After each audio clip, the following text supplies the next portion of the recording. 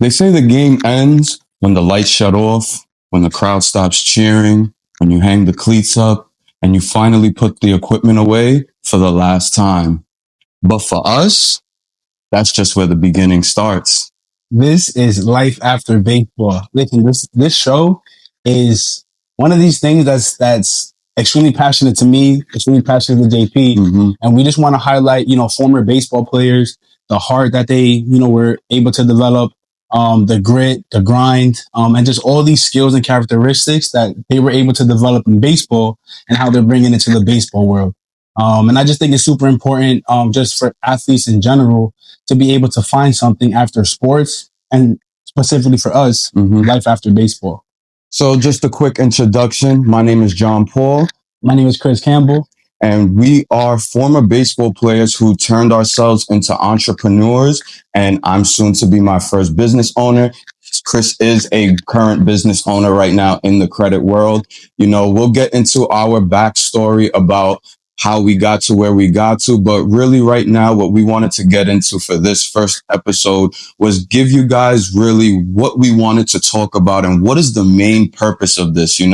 Personally for me, I played baseball for over 20 years and I was lucky enough and blessed enough by the grace of God to have played with some of the best teams in the tri-state area, to play with some of the best players, players that even Cam knows. Funny enough, even though me and Cam never really played together, we've always played on teams that either played against each other in separate age brackets or at separate times, or we played around a lot of the same people to where it's almost weird that we didn't play together. But that's neither here nor there. The main focus for us is just like, let's be honest, there are way more athletes who don't make it pro than there are who do make it pro. And I think you can agree with that, Chris. Yeah, for sure. I mean, if you just look at the percentages from how many players can play high school, then how many of those players go to college, and then how many of those players even make it to professional ball, it's very, very slim. And, players like myself and JP, we dedicated literally our whole lives to the game. So when you dedicate so much time, so much passion, and even money, because we invested a lot, whether it was us, our parents, or whoever. It's a hard thing when you realize, like, wow, like this isn't my future anymore. And I know a lot of you guys watching this can relate. Like we all had that one moment where it's like, oh wow, like baseball, this may be it, or like my pro dreams are just dreams. Right? And I can't turn my dreams to reality. So guys, as an athlete, as more specifically as a baseball player, we've been conditioned to fail. We've been conditioned to always show up and to be the best version of ourselves. We're always conditioned to be looking for what's next. So we felt like we needed to really fill that void and that gap of the stories of people who didn't make it and they face identity issues. You face mental health issues that you didn't even know were born from the fact that you didn't make it. We had a talk off camera before where we were talking about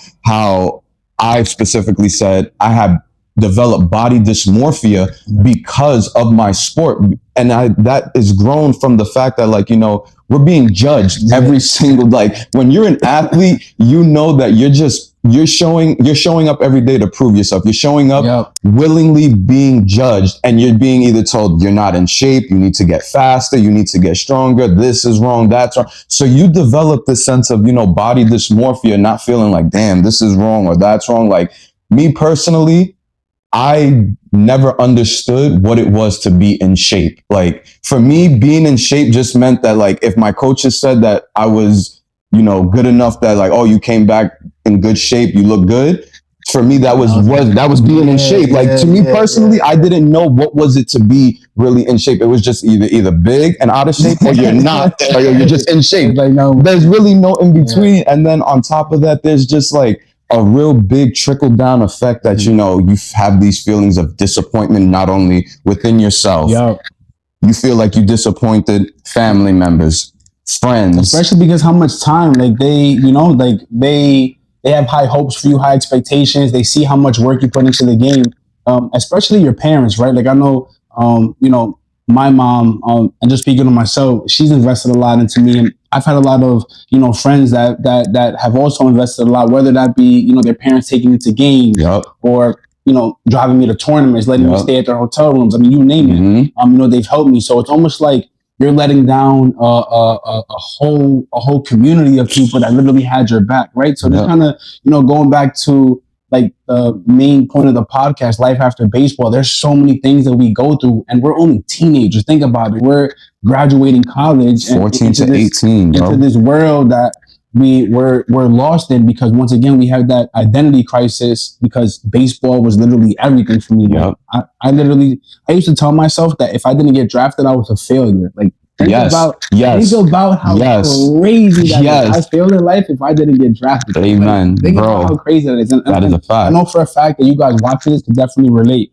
And I think going back to the like that failure aspect, I think baseball is literally like the only game where you fail more times than you succeed, and you can still be a Hall of Famer. So I think that one of the main purposes or things that it's helped me with is failure. Right? You always want to fail forward. You always want to learn from your failures, and that's literally what's helped me excel in my business and entrepreneurship, which is one thing that we're definitely going to highlight, throughout the show, when we bring on, once again, former athletes, or even current ones that know that their bodies aren't going to sustain playing baseball forever. Baseball is not a forever thing, and there is a life after baseball. Yep. And to piggyback, right off of, what you said, Cam, I think a big portion of it that we don't speak on enough, but we want to highlight enough, and that I feel like we need to really push that bill and that idea, is that there are things that you're good at outside of the sport, that just like you said, baseball is a sport where you fail forward. And, I saw a post yesterday that it was when Jeter was younger, and he was talking and sitting, he was with Serena Williams, he was with Roy Jones, he was with Michael Jordan, and they were talking about everyone's respective sport. And Jeter was like, baseball is different from every other sport, because, Jordan can go put up a perfect shot, it's going in. Serena hits a perfect slice on her tennis return, it's going to do what it does. If Jones hits him as hard as he can, tempo shot perfect, he's down. I could square up the ball, perfect. Right back to the second baseman, like nothing happened, and I got to go back to the dugout, watch my batting average drop down. Now I'm like, damn, and we want to highlight that feeling of being on the field, taking those failures and just realizing, bro, it's a part of the process. And how did that translate into life? Because like Chris said, we were teenagers when we're going through this. Some people, their dream ends at 18 when they're in high school. Some people are lucky enough to go to college and to progress even further than that. But just imagine that. Think about it. And I don't think that we thought about it enough. Being 19, 20, 21 years old, having to wipe the dirt and the mud off of our face, the embarrassment of not making it, the disappointment, just like you said, the failure, like I didn't get drafted, so I failed. And trying to say, what am I good at? Like, what besides baseball, what am I good at? Because, and I'll get into this in my personal story. I made my college decision based on where I was going to play. I could have cared less what the school looked like. It could have been the upside down house with a cardboard box, whatever you name it. As long as I was getting on that field and I was going to be starting, I was going to have some type of opportunity. I'm playing. I wasn't thinking about no major or nothing. And that was another thing that I saw when I got to college, bro. All my baseball teammates, either criminal justice or sports medicine. Everybody doing sports medicine. So, that just goes to show how much we were so focused, and we put everything into this game, and the people that we love put everything into this game, and they poured everything into us because they genuinely loved and supported us. And, for it to not work out, yes, it hurt. And there's a lot of shit we went through, and we're going to talk about it. We're going to bring guests that are going to talk about it. But we want to just highlight that there is life after baseball. You have a skill set. There are things you're good at. You can like things outside of baseball. And that's something that I feel like I learned very, very early on. Like, in my journey that there has to be something else after this. And I feel like my parents, they did a good job reminding me of that. Like, yo, especially Mama Love. Bro, tell me Mama Love is not always good. Because my dad, like, I don't know, you know, everyone's situation is different, you know. If your dad was around, I'm not 100% sure. But for me, I have my dad around and he played baseball. So, you know, if you understand it from a much different perspective, right? But the mom's like, oh, like, I want safety, stability. And, you know, baseball, like, as you see, there's such a slim chance for you to make it and get paid to play this game. So they're always, oh, plan B, oh, have a plan C. And as us, like, my plan A, plan B, and plan C was baseball. You forgetting plan D. And plan D was baseball. Everything was baseball, you know? And I think, you know, one thing you said that I love was just about, like, we have skills outside of just what we learned in baseball. Like, it's not just, I'm a good defender, or I can throw strikes, or I got a curveball with sick bite. It's not just about that. Like, you had discipline. You had the consistency. You built a routine. Like, what traits did you learn in your baseball playing days that you can translate into business? So I'm gonna highlight that with my journey. He's gonna highlight that, and we want to bring on guests. And it's not just any guests. We have some solid guests that we're gonna bring on. I'm telling you guys, you guys are in for a treat for sure. I'm ready for these guys. I just hope that you guys are just as excited as we are just about bringing to the show to you, because I mean, it's one of these things where, like, our whole life is baseball, and we've the last few weeks we've spoken to a few other baseball players that played in the past that are super successful that we're gonna speak to, that they can relate to everything that we've been through, and they have their own stories. So there's going to be things in their stories that you're going to realize, like, wow, I didn't even realize that I went through that, or I'm going through that right now. You're going to see people who went through things, but and are going to speak about the steps that they did to overcome those hurdles. It's no different than baseball. As we said, this is a game that you fail more times than you succeed. And it's just a matter of how you face those failures. Absolutely, and that's life. And you know, I feel like baseball is a special sport compared to all of those, because, like you said, you have to learn how to fail forward, and it teaches you and it prepares you for life. You know, how to get comfortable with 7 out of 10 times, it's not going to go your way. So you better get comfortable with that. And that's, like, if you're really good. That's if you're really good. Let's talk about it.